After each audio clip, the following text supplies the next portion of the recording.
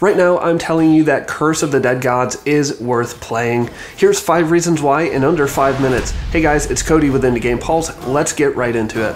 Firstly is the theme. You enter decaying temples with dark and gloomy spirits. Each temple is different. The Jaguar Temple is fire themed, the Eagle Temple is lightning themed, and the Serpent Temple poison themed. And the deeper you go into these temples, the darker and more intimidating they become. There are traps around every corner, and you may notice that the character movement is a little bit slower than some games you might be used to, Hades, but I think even this slower movement is thematic. How many temple plunderers do you know that just walk in the front door and run full tilt down every dark corridor? Oh, none? Yeah, that's what I thought. Yeah, boy.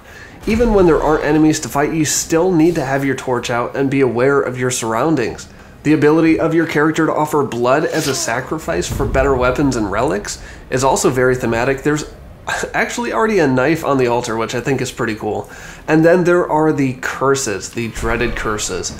They are bad, and they can pile up quickly if you're not careful, but sometimes they can actually be beneficial depending on how you play. If you attain a 5th curse, however, it's almost game ending, so be careful. Reason number 2, the gameplay. It is a roguelite with many weapons and different blessings to choose from. The weapon upgrades don't guarantee a better starting weapon, but a higher chance that it will be more rare and beneficial to you.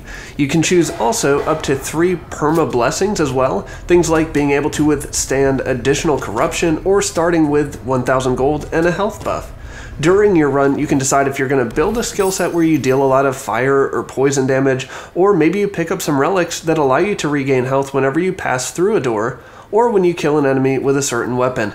There is an ease of access in Curse of the Dead Gods, and the game lets you be successful early, and it draws you back in for more.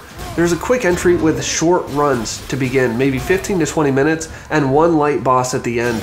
The first bosses didn't take me more than 2 tries to beat. They're very learnable and beatable with no upgrades, and then they unlock deeper runs into the temple.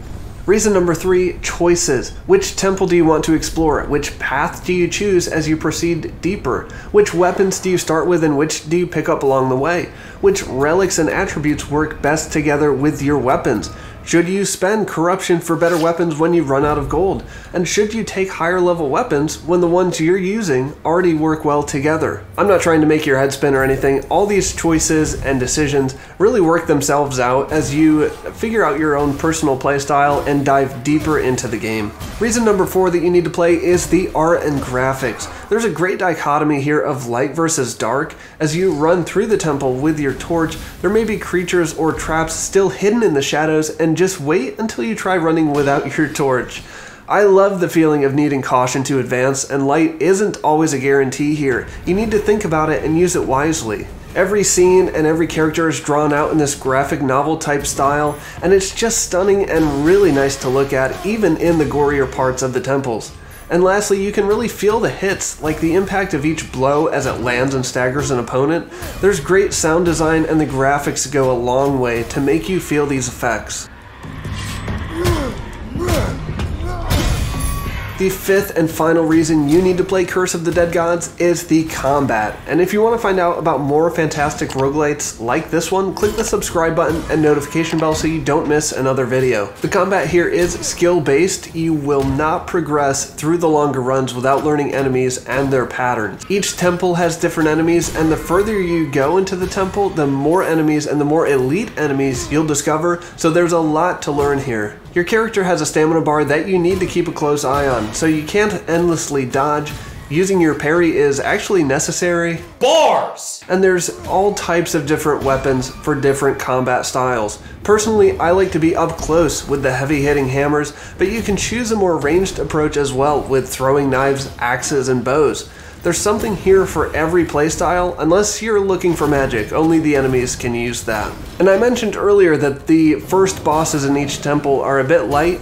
Well, they really ramp up the further you get into the game, especially when you get to the end of each temple. These avatars, as they're called, are quite difficult, and you'll need to utilize every tool in your belt to take them down. But as I mentioned before, the combat graphics really make you feel the hits, and even more so, the thrill of victory.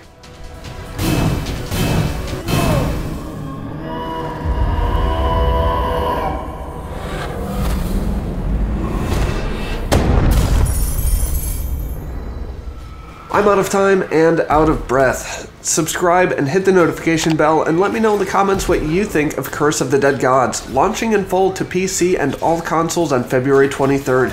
Thank you to my 277 subscribers for your continued support. For more indie game reviews and countdowns, check out the videos on your screen now, and I'll see you on the other side.